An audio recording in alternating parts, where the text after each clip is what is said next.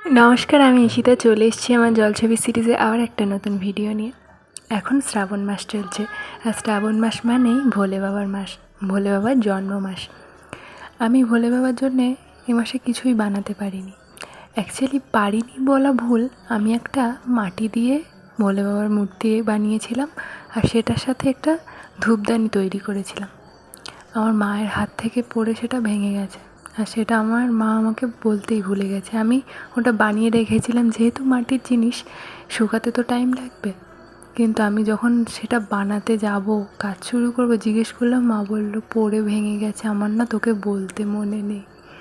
তো যাই হোক, খুব রাগারাগি করেছি। তারপরে খুঁজছিলাম যে ভাঙা টুকরোটা কোথায়, সেখান থেকে এই পাথরটা খুঁজে পেলাম।